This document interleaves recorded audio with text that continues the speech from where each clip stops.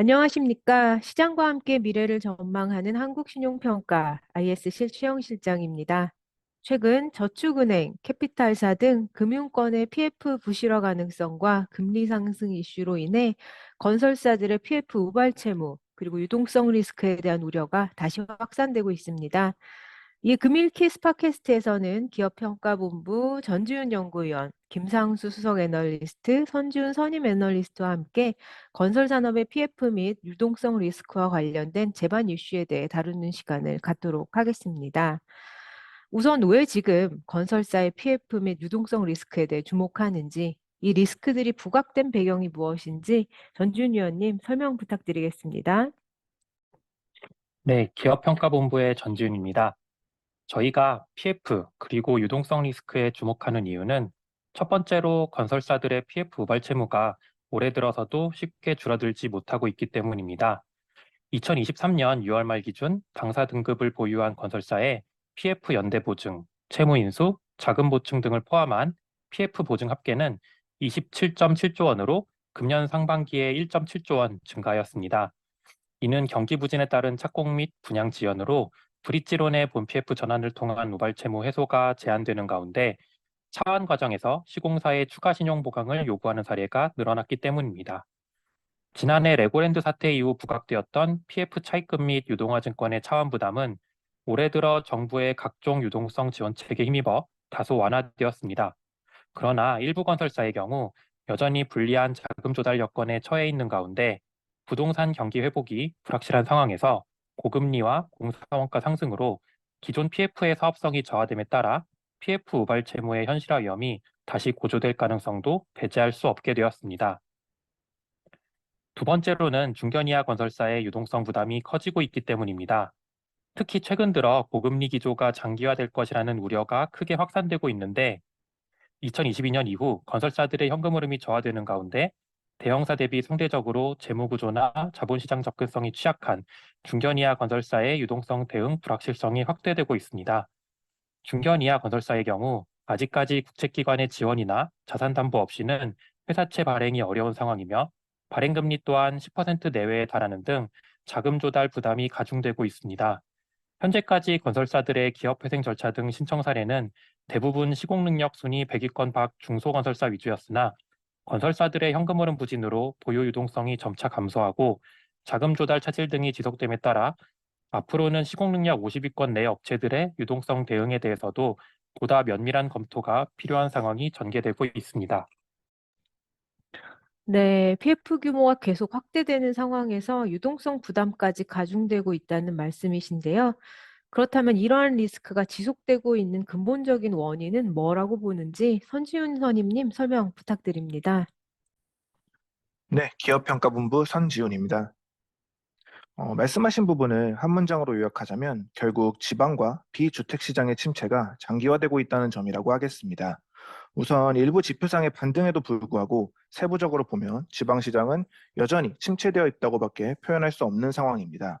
그 외에도 오피스텔이나 물류센터를 비롯한 비주택 시장에 계속되는 부진이 일부 대형 및 중견 이하 건설사들의 PF 리스크, 유동성 부담을 더욱 가중하고 있다고 말씀드리겠습니다. 네, 최근 미분양이 감소하는 등 부동산 경기가 살아나고 있는 게 아니냐라는 일부 전망에도 불구하고 지방시장이 여전히 안 좋다는 점을 지적하셨는데요. 보다 구체적으로는 어떠한 것들이 있을까요? 네, 일단 주택 시장을 가늠할 수 있는 다양한 요소가 있겠지만 역시 가장 중요한 부분은 매매 가격이 어떻게 움직이고 있느냐, 그리고 미분양 물량을 비롯한 분양 진행이 어떻게 되고 있느냐입니다. 우선 가격 부분을 살펴보시면 전국 단위에서 어느 정도의 반등이 진행된 것은 사실입니다. 다만 이를 보시는 바와 같이 지역 단위로 구분해 보면 수도권 지역, 그 중에서도 서울 지역에 반등이 집중된 상황이고요. 그 외 지방의 경우 세종을 포함한 일부 광역시를 제외하고는 대부분 1% 내지 2% 수준의 낮은 상승률을 기록하고 있습니다. 미분양의 경우에도 23년 2월을 정점으로 감소하고는 있지만 이는 건설사들이 상대적으로 리스크가 낮은 정비사업 또는 수도권 지역 사업에 집중한 영향이 큽니다. 실제로 수도권을 제외한 지방 지역의 23년 분양 물량은 작년 대비 40% 수준에 불과합니다. 더욱 문제가 되는 부분은 21년 이후 인건비, 자재비를 비롯한 공사 원가가 인상되면서 지방 사업장들의 사업성이 상대적으로 떨어졌다는 것입니다. 지방 사업장의 경우 수도권에 비해 토지비가 낮다 보니 전체 사업비에서 공사비가 차지하는 비중이 클 수밖에 없고요. 지금의 공사 원가를 반영한 분양가 수준에서는 실거주 수요나 투자 수요 모두 가격 면에서 메리트를 느끼기 어려운 것으로 보입니다. 결국 원활한 공급을 위해서는 분양가가 좀 조정될 필요가 있는데 건설사들 입장에서도 원가 부담으로 수익성이 저하되면서 가격을 낮출 여력이 부족한 그런 상황입니다. 따라서 PF 보증의 상당 부분을 차지하는 지방시장의 경우 기존 브릿지 상태의 보증이 단기간 내에 착공, 분양 같은 사업 추진이나 본 PF로 전환되기는 쉽지 않을 것으로 전망하고 있습니다. 네, 지방시장의 부진이 생각보다 오래 이어질 가능성이 높아 보인다는 말씀이신데요. 지방주택 시장 이외에도 비주택 시장에 대해서도 언급하셨는데 이 부분은 어떻게 보시고 있나요? 네, 일단 국내 부동산 시장이 워낙 아파트, 주택 중심으로 논의가 이루어지다 보니 비주택 시장의 비중에 대해서는 조금 설명이 필요할 것 같습니다. 우선 매출 전반을 결정하는 수주 면에서 보시면 국내 건설 수주의 약 3분의 1 이상이 비주거용 부동산입니다. 특히 지금 논의되고 있는 PF 보증 규모 측면에서는 정비 사업을 제외한 보증액의 약 절반이 오피스텔 등의 준주거 시설이나 상업용 부동산 등으로 구성되어 있습니다. 주로 중견 이하의 건설사들의 경우 이러한 비주택 시장에 대한 의존도가 높은 만큼 비주택 시장 침체가 건설업에 미치는 영향은 상당한 수준이라고 말씀드릴 수 있습니다. 네, 비주택 시장도 상품별로 상황은 좀 다를 수 있을 것 같은데요. 구체적으로 설명 부탁드릴게요. 네, 말씀하신 것처럼 좀 나누어서 보자면 우선 오피스텔 매매 가격은 아파트와 달리 23년 하반기 들어서도 하락세가 지속되고 있습니다. 통계가 집계되지 않는 지방 시장 상황은 더 부정적일 가능성이 높을 것으로 보입니다. 오피스텔과 함께 준주거 시설의 성격이 내재된 생활형 숙박시설은 최근 이행 강제금 부과가 유예되었지만 여전히 마이너스 프리미엄 붙은 매물이 다수 출회되고 있고요. 이는 수분양자에게도 문제가 되지만 건설사 입장에서도 미분양이나 중도금, 잔금 회수로 리스크가 확대되고 있는 그런 상황입니다. 그동안 대체 투자처로 각광받아온 지식산업센터 역시 수도권 내 대규모 공급에 따른 수급 불균형으로 침체가 이어지고 있습니다. 특히 물류센터의 경우 수급 부담이 크게 부각되고 있습니다. 높은 공실률이 유지되고 있는 상황에서 23년 하반기에도 대규모 공급이 예정되어 있어 당분간 공급 과잉 상황이 지속될 전망입니다.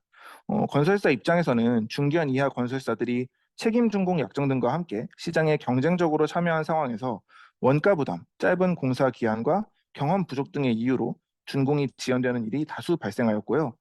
공급 과잉이 계속되는 가운데 기한 내에 준공이 되지 않을 경우 건설사의 약정에 따른 채무 인수 등을 요구하는 사례가 늘어나고 있습니다. 한편 보증을 제공하지 않았더라도 PF를 통해 공사비를 전액 확보한 기성불 조건을 제외하고는 임차인 미확정 등으로 인해 유보된 공사 대금이 대손으로 이어질 가능성 역시 내재되어 있습니다. 이러한 비주택 시장의 침체 역시 지방 주택 시장과 마찬가지로 건설사들의 PF 유동성 리스크 확대에 직접적인 영향을 미치고 있는 상황입니다. 그럼 다음으로 PF 리스크와 관련해서 김상수 수석님께 여쭤보겠는데요. 이슈가 지속되고 있는 건설사 PF, 신용도 관점에서 주요 리스크 요인은 무엇일까요? 네, 기업평가본부 김상수입니다. 건설사 PF 리스크와 관련된 주요 검토 사항을 알아보기 위해서 먼저 건설사들의 PF 리스크는 어떤 과정을 거쳐 발현되는지에 대해 살펴보겠습니다. 건설사 PF 리스크는 크게 차원 리스크와 사업성 리스크로 구분할 수 있습니다. 우선 차원 리스크는 PF 차입금 또는 유동화증권의 차원의 차질을 빚는 경우를 말하는데요. 개별 사업장의 이슈보다는 금융시장 등 외부 환경 영향이 크고 리스크 발현 기간이 매우 짧게 나타나는 것이 특징이며 22년 하반기 레고랜드 사태 이후 대부분의 건설사들이 PF 유동화증권 차원의 어려움을 겪었던 것이 차원 리스크의 대표적인 예입니다. 사업성 리스크는 현장별 사업성의 저하로 인한 현실화 가능성으로 이는 원가 및 금융비용 상승, 분양실적 부진 등으로 차주가 PF 차입금 상환에 어려움을 겪을 것으로 예상되는 경우 발생합니다. 동일한 업체 내에서도 현장별 사업 여건에 따라 리스크가 다르게 나타나고 발현 기간이 상대적으로 긴 것이 특징입니다. 부진한 분양 실적으로 준공 이후에도 PF 차입금 상환 자금이 부족하거나 브릿지 상태에서 인허가 지연으로 본 PF 전환이 늦어질 경우 시공사의 대위 변제 형태로 현실화될 수 있습니다. 네, 최근 금리의 추가 상승 가능성이 좀 우려스러운 상황인데요. 그럼 우선 PF 차환 리스크에 대해서는 어떻게 판단하고 계신가요? PF 차환 리스크를 분석하기 위해 당사가 등급을 보유하고 있는 건설사들의 23년 6월 말 기준 PF 보증을 만기별로 분류해 보았는데요. 전체 PF 보증 금액 중 60% 이상이 1년 이내에 만기가 도래하는 것으로 나타났습니다. PF 보증이 론보다는 유동화 증권 중심으로 구성된 영향으로 만기 구조가 매우 단기화되어 있는 상태입니다.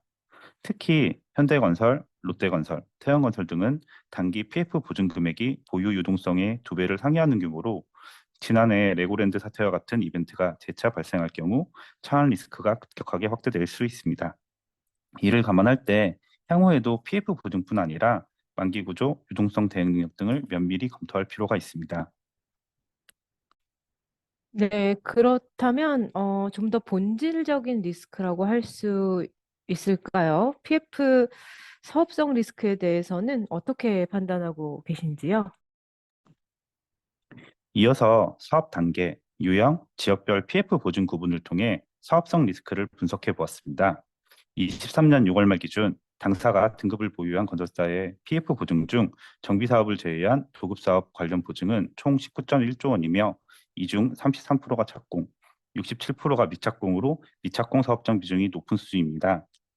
착공 사업장의 경우 통상적으로 PF 상환 등의 무리가 없을 것으로 판단되는 분양률 75%에 미달하거나 아직 분양이 이루어지지 않은 현장 관련 금액 2.3조 원이 상환 리스크 측면에서 주요 모니터링 대상입니다.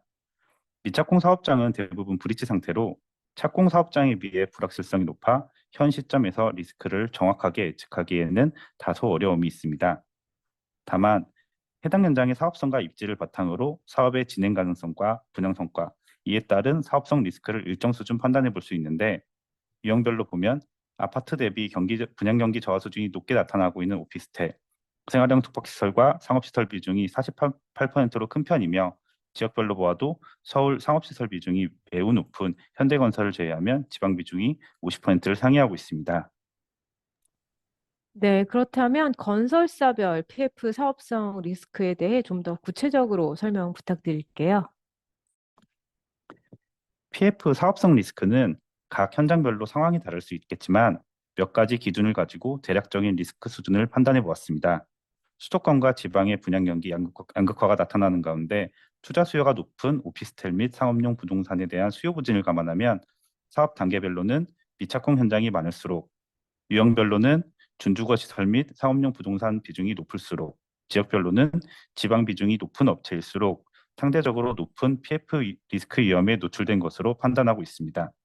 여기서는 위험도를 감안하여 PF 보증을 양호, 주의, 위험으로 구분하고 각 건설사별 리스크 수준을 분석해 보았습니다. 도급사업 PF 보증 중 위험이 높은 것으로 분류된 사업장 비중은 10%로 크지 않으나 주의가 필요한 사업장을 합산하면 전체 PF 보증의 절반에 달하는 것으로 나타났습니다. 특히 일부 건설사들은 위험 및 주의로 분류된 PF 보증 규모가 자기 자본을 초과하고 있어 향후 우발 채무가 현실화될 경우 재무 부담이 대폭 확대될 가능성이 내재하고 있습니다. PF 보증의 현실화 리스크가 높은 것으로 판단되는 건설사는 태영건설과 롯데건설로 위험 및 주의 현장 보증 금액이 자기 자본 대비 각각 1.8배, 1.5배에 이릅니다. 그 외에 한양, KCC건설, 신세계건설 등도 일부 주의가 필요한 수준으로 보입니다. 다만 전체 PF 보증 규모가 가장 큰 현대건설의 경우 대부분의 현장이 서울 지역에 소재하고 있어 규모 대비 질적인 리스크는 다소 낮은 편입니다.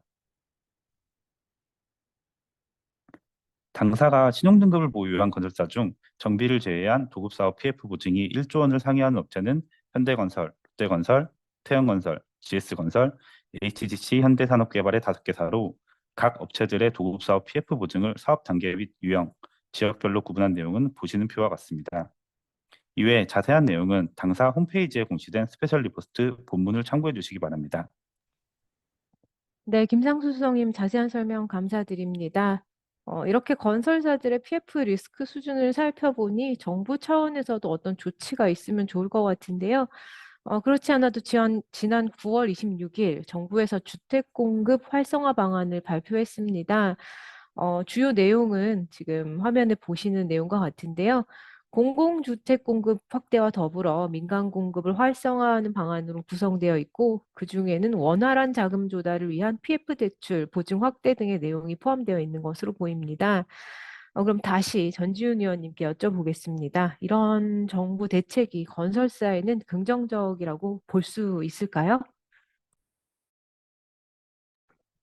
네, 건설사 입장에서 근본 주택 공급 활성화 방안이 미치는 영향은 크게 자금 조달 및 유동성 확보, PF 우발 채무 및 미분양 리스크 완화, 신규 주택 공급 확대의 세 가지로 요약할 수 있습니다.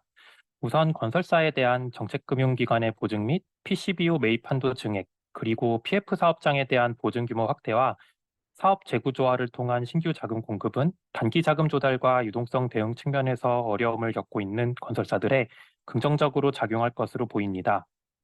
또한 공공주택 공급 물량의 확대는 관련 수주 비중이 큰 중견 이하 건설사를 중심으로 일정 수준의 수주 확대 효과로 연결될 수 있습니다. 다만 저희가 앞서 설명했듯이 지방 및 비주택 사업을 중심으로 하는 PF 리스크의 핵심이 해당 현장들의 사업성 부족에서 비롯되는 가운데 장기간 사업 추진이 지연되는 현장들의 착공 및 분양 촉진을 통한 PF 리스크의 해소 여부와 실질적인 공급 확대 수준에 대해서는 향후 정책의 구체적인 실행 과정과 효과를 지켜볼 필요가 있습니다. 네, 결국 정부의 대책은 건설사 유동성 측면에서 일부 긍정적이겠지만 추후 정책 실행 과정과 효과에 대해서는 지켜볼 필요가 있다라는 말씀이시네요. 그럼 지금까지 설명해 주신 내용들을 종합해 봤을 때 향후 건설사 신용평가에서 중점적으로 봐야 할 사안으로는 어떤 게 있을까요? 네, 건설사들이 직면한 대외 여건의 불확실성을 감안하면 지난해 하반기부터 본격화되고 있는 건설업종에 대한 신용도 하방 압력이 완화되기까지는 추가적인 시일이 소요될 것으로 보입니다. 장기화되는 업황 부진 하에서 영업 및 재무적 대응력이 약화된 건설사를 중심으로 신용도 전반에 대한 면밀한 검토가 필요한 상황입니다. 당사는 과중한 PF 우발 채무 부담, 안전사고 관련 변동성, 중견 건설사들의 미분양 또는 유동성 대응 관련 불확실성의 세 가지를 최근 건설사 신용도 관점의 주요 리스크 요인으로 설정하고 있습니다. 과중한 PF 우발 채무 부담과 관련해서는 롯데와 태영건설, 안전사고는 HDC 현대산업개발과 GS건설, 미분양 및 유동성 관련 불확실성은 한신공영과 신세계건설을 핵심 모니터링 대상으로 보고 있으며 하반기 신용평가 시 각 업체별로 해당 리스크를 중점적으로 검토할 계획입니다. 네, 지금까지 건설 산업의 PF 및 유동성 리스크, 그리고 신용평가 시 주안점에 대해 살펴보았습니다. 끝까지 시청해주신 여러분들께 감사의 말씀을 드리고, 한심평은 다음번에도 더 좋은 컨텐츠로 찾아뵙겠습니다. 감사합니다. 감사합니다. 감사합니다. 감사합니다.